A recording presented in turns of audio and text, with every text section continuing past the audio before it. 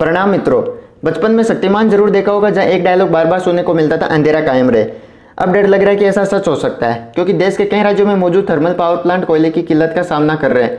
ऐसे प्लांट्स की संख्या बढ़ती जा रही है जहां कोयले का स्टॉक तेजी से कम हो रहा हो। केंद्रीय ऊर्जा मंत्री आर.के. सिंह भले ही कह रहे हैं कि सप्लाई से जुड़ी चुनौतियों के बावजूद अभी देश में कोयले की सप्लाई में कोई कटौती नहीं है, लेकिन रिपोर्ट्स की माने तो देश में कम से कम 6 महीने तक कोयले का संकट बना रहने की आशंका है।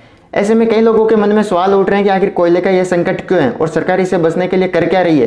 सो गाइस, आज की वीडियो में जानते हैं इन सारे सवालों के जवाब। अब सबसे पहले बात करते हैं कि किस कारण यह संकट बढ़ा।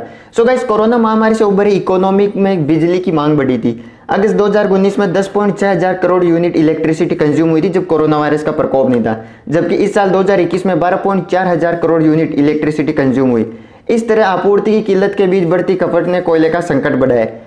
2 साल पहले कोयले से चलने वाले प्लांट से कुल बड़ी जरूरत की 61.9% बिजली सप्लाई हुई थी, लेकिन इस साल यह बढ़कर 66.4% हो गई।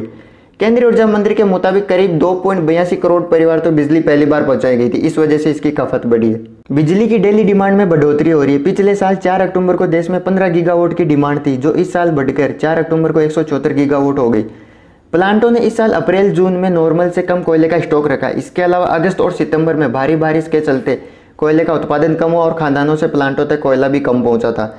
इंपोर्ट कम करने की नीति और बाजार में बढ़ते भाव के चलते कोयले की शॉर्टेज हुई। सो गाइस, अगर ये सब प्रॉब्लम हो रही है तो सरकार इसे बचने के लिए कर क्या रही है?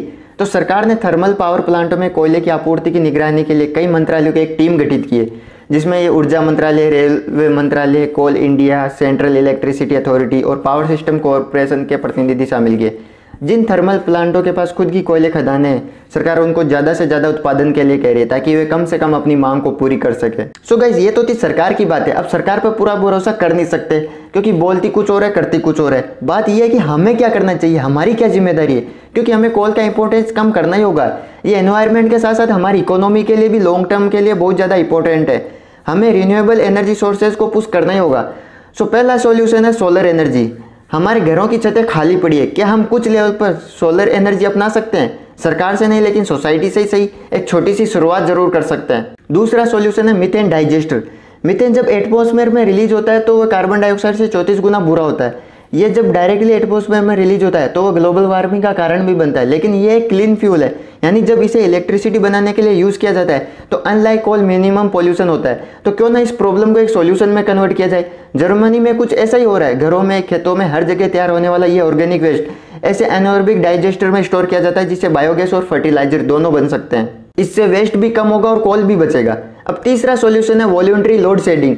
क्या हम दिन में 1 घंटे के लिए इलेक्ट्रिसिटी बचा सकते हैं? क्या हम 1 घंटा बाहर वॉक कर सकते हैं, खेल सकते हैं, एक्सरसाइज कर सकते हैं, जिससे अपनी हेल्थ भी अच्छी बने और बिजली भी बचे?